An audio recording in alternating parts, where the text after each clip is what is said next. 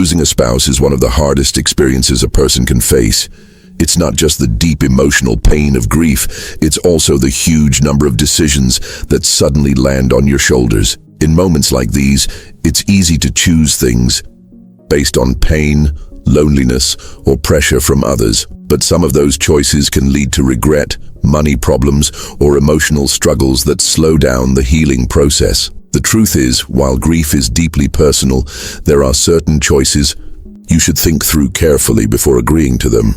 In this video, we will go over 5 things you should avoid doing after losing a spouse. Mistakes that many people make without realizing how unprepared they actually are. These are the traps that can make an already painful time even harder. By understanding them early, you can protect your emotional, financial, and physical health. Watch until the end, because these points are not just about avoiding errors.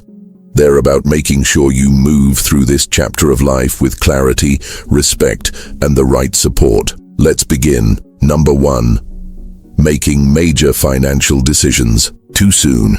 One of the most common mistakes after losing a spouse is making big financial choices quickly. It's understandable. Suddenly, you're left handling bank accounts, insurance, investments, and maybe even whether to stay in or sell your home. In the middle of grief, acting fast might feel like gaining control or creating stability, but grief affects how we think. Decisions made early on, especially those that can't be reversed, often lead to regret. When emotions are high, what seems smart in the moment might not be the best choice for the future. Many people feel pushed by friends, financial professionals, or even their own sense of urgency to sell their house, move away, or invest a large amount of money. But the period after losing someone is a time to adjust emotionally, not to take big financial risks. The best thing you can do is pause. Let yourself begin to heal before deciding on actions that could impact your future in a big way. Take 74-year-old Margaret, for example. After her husband passed, she was told by several people to downsize right away. It sounded practical. Less to clean, smaller bills, a fresh beginning. So just a few months later, she sold the home they had shared for 40 years and moved into a smaller place in another city. But once the shock wore off, she realized she had acted too fast. She missed her neighborhood, her friends, and the comfort of familiar surroundings. Looking back, she wished she had taken more time before making such a life-changing move. Financial decisions aren't just about selling property. Many people who are newly widowed become targets for financial scams. Some people see this time of pain as a chance to take advantage. Whether it's random investment offers, pushy salespeople, or even advice from well-meaning but uninformed friends, it's important to be careful.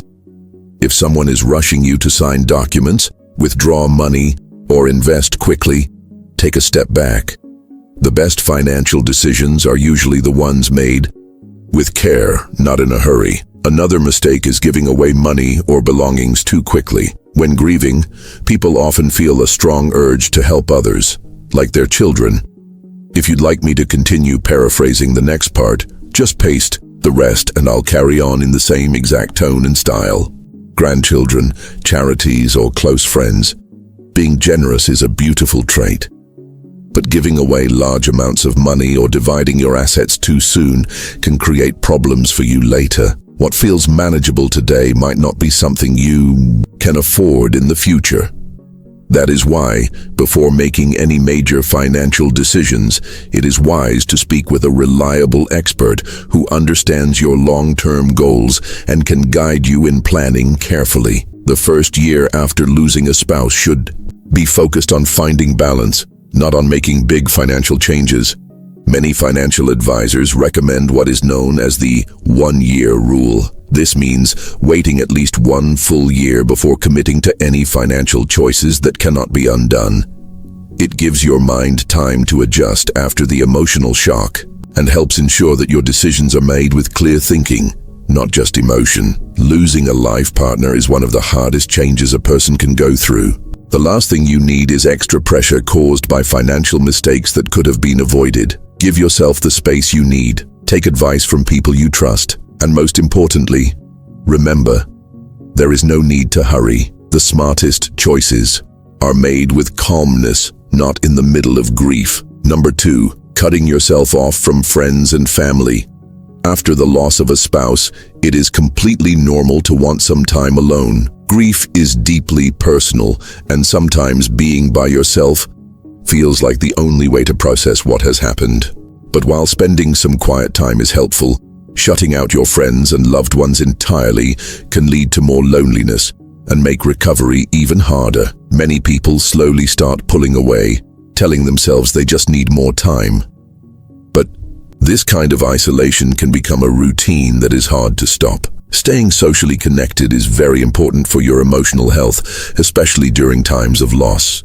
People who stay isolated for too long often experience more sadness, rising anxiety, and even physical health issues. Research shows that being alone for extended periods can harm the immune system, raise blood pressure, and even reduce lifespan. On the other hand, staying in touch, even in small ways, can lift some of the emotional weight and provide comfort when you need it most.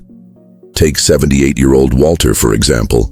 When his wife of 52 years passed away, he stopped answering calls, skipped family events, and hardly left his home. He believed no one could understand how he felt and that it was easier to be alone. But as the weeks turned into months, he started feeling worse. His days became a blur, his energy dropped, and even his appetite changed. Then one day, a neighbor insisted he come over for a cup of coffee. That simple visit turned into a weekly habit. Soon, Walter began meeting friends more often. The more he connected with others, the lighter he felt, not because the sadness was gone, but because he realized he was not carrying it alone. The goal is not to push yourself into large gatherings before you are ready. It is about making small efforts to stay involved, whether that means picking up the phone, taking a short walk with someone, or attending a support group. These small steps can prevent deep loneliness from taking hold. Even if you do not feel like talking, that is okay. Just being near others, even if you're just listening, can remind you that life goes on and that help is there when you need it. Another mistake people often make is turning away those who care the most. Sometimes grief shows up as anger, tiredness, or the belief that no one else truly gets what you are feeling, but keeping others at a distance. If you pace the next portion, I will continue seamlessly in the same style. Completely shutting people out can create unnecessary distance between you and those who truly want to help. Your loved ones might not always say the perfect thing, but just having them near can bring comfort. Letting them in gradually can help, even when words fall short. It also helps to connect with people who have gone through a similar loss. Whether it is a grief group, a community event, or even an online discussion, talking to others who truly understand your situation can be incredibly comforting. These conversations can help validate your emotions and remind you that you're not the only one feeling this way. Grief has no set timeline, and there is no single correct way to heal, but being alone all the time only makes recovery harder. Finding small ways to connect with others at your own pace can bring strength, comfort, and even moments of unexpected happiness. Always remember, you do not have to carry your grief by yourself. There are people who care, people who want to support you, and people who can help you move forward one step at a time. If you are still here and found these points helpful, please comment number 2 below to let me know you are watching. And if you have not subscribed yet, consider subscribing and turning on notifications so you never miss a helpful video. Your support helps us continue creating content that informs and encourages. Now let's move on. Number 3, ignoring your own health and well-being. After losing a spouse, many people become so overwhelmed with grief that they stop taking care of themselves. It becomes easy to skip doctor visits, forget meals, or let daily habits fade. Some even feel guilty focusing on their own health, as if caring for themselves somehow means they are not grieving deeply enough. But ignoring your health does not bring you closer to your loved one. It only makes moving forward more difficult. Grief affects the body in ways we often overlook. Studies have shown that losing a spouse raises the risk of heart problems, lowers immunity, and can even impact brain health. Stress caused by grief can lead to high blood pressure, poor sleep, and changes in eating habits. Some people lose interest in food altogether, while others rely on unhealthy comfort meals. Over time, these habits can seriously harm both body and mind. The goal is not to feel normal overnight, but to make small choices that help your body stay strong while you are healing. Consider the story of 81-year-old James. After losing his wife, he stopped preparing meals and told himself he simply was not hungry. When he did eat, it was usually fast and not very healthy. Within months, he felt weaker, could not sleep well, and always seemed tired. His daughter noticed these changes and gently urged him to start eating proper meals again, even if he had little appetite. When he began making small improvements, like cooking simple nutritious foods and drinking more water, his energy started to return. His mood became more balanced, and he was able to cope better with his grief. Taking care of yourself is not just about food. It also means getting enough sleep, staying active, and caring for your emotional health. After losing a spouse, many people stop being physically active. Not because they do not care, but because they no longer have a partner to join them. But even light movement, such as a short daily walk, has been proven to reduce stress, lift your mood, and improving your physical health can also help you live longer. In some situations, joining a nearby walking group or an exercise class can offer both health benefits and meaningful social interaction. Another common oversight is skipping medical checkups. Many people who have lost a spouse avoid doctor visits or delay medical care because they feel too burdened. But this is actually when your health needs the most attention. If it has been a while since your last appointment, schedule 1. Regular health checkups, proper management of existing conditions, and staying consistent with medication can greatly affect both how you feel physically and emotionally.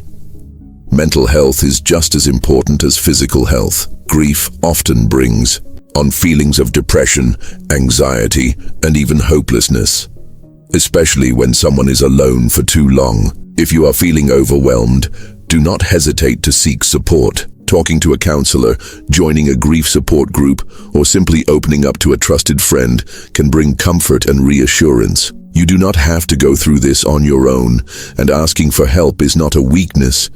It is a step toward healing. Your spouse would have wanted you to take care of yourself. Honoring their memory does not mean ignoring your own well-being. It means continuing to live in a way that gives you moments of peace and strength. It is okay to grieve and to take the time you need. But in the middle of it all, remember, your health still matters. You are still here, and your life is still worth caring for. Number 4, rushing into a new relationship.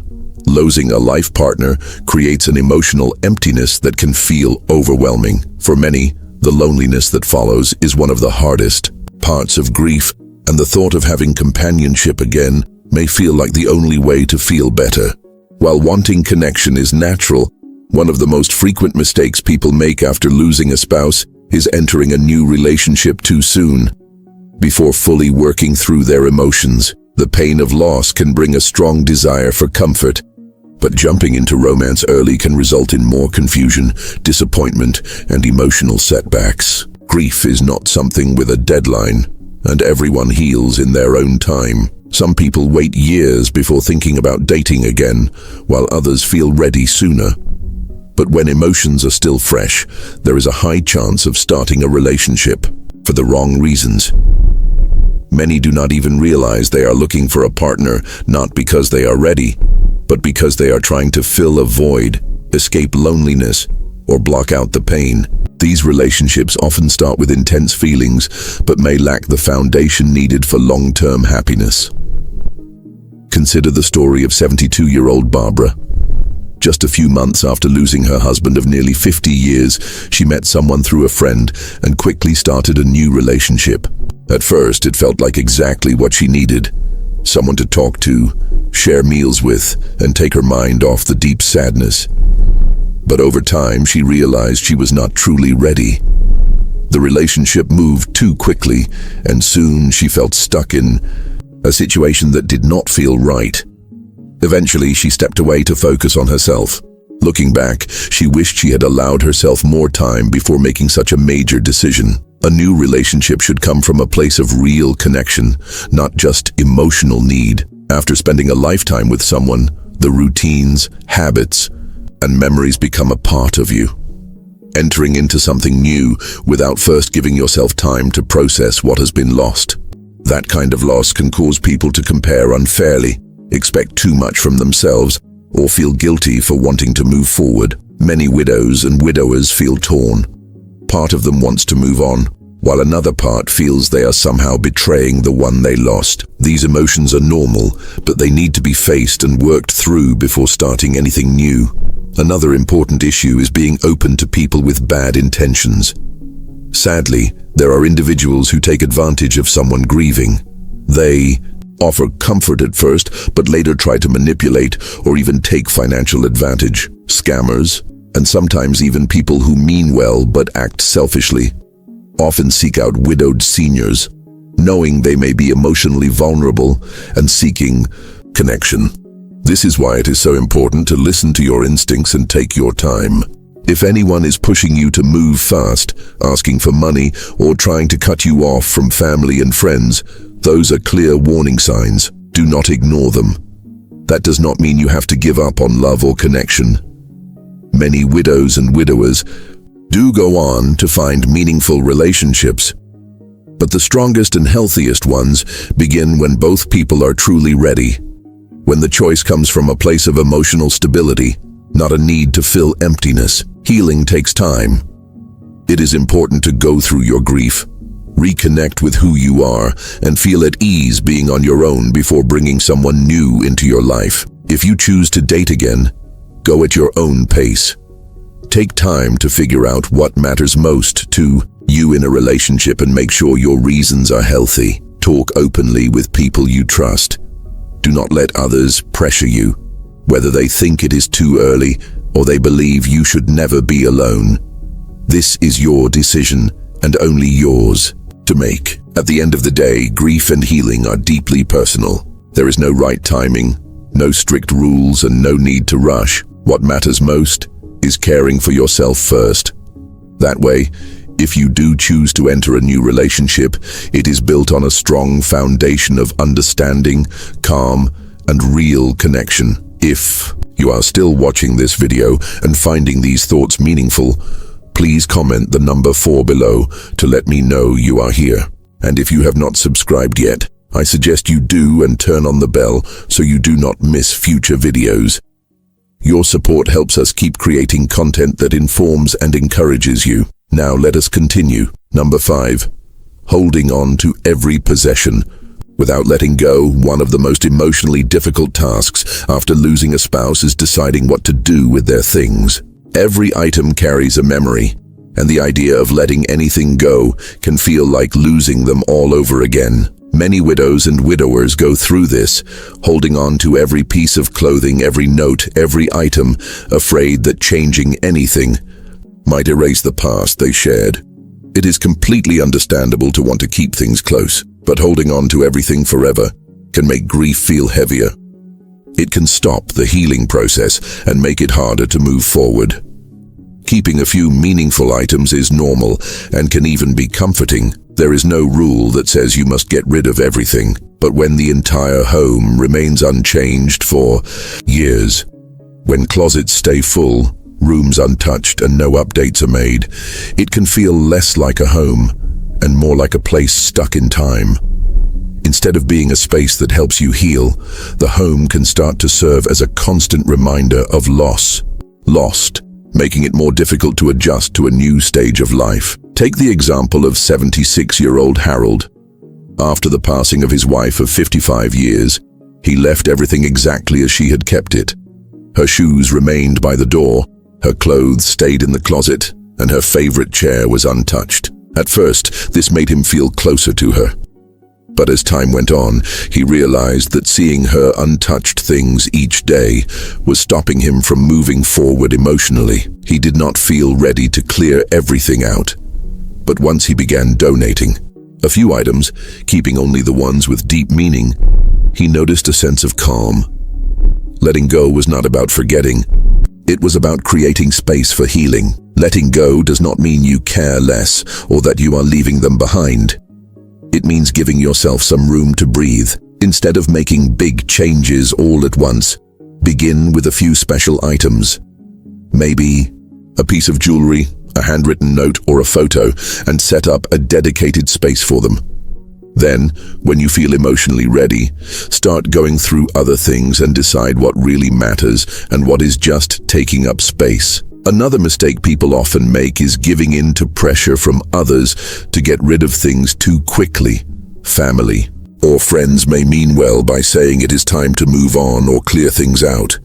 But this decision should always be made in your own time. If you are not ready, it is perfectly okay to wait. At the same time, holding on to everything because of guilt or fear might make it harder to move past the pain. Try to find emotional balance by repurposing instead of removing. Some people find peace in turning a favorite shirt into a quilt, collecting letters into a memory album, or passing down personal items to family members who will value them. This way, their memory lives on. Not just in things, but in ways that bring warmth rather than sorrow. In the end, grief is not about holding on to objects. It is about the love, the memories, and the connection you had. No item can ever replace a person, and holding on to every single thing will not bring them back. Letting go gradually and with care is not forgetting. It is a way to honor their memory while giving yourself the space to recover. Moving forward does not mean moving away from them. It means carrying their memory in a way that allows both love and life to continue. Final thoughts. Losing a spouse is one of the deepest and most painful events in life. It changes how you live, how you think, and even how you view the future. But during this time of loss, remember, every choice you make can either help you heal or make it harder.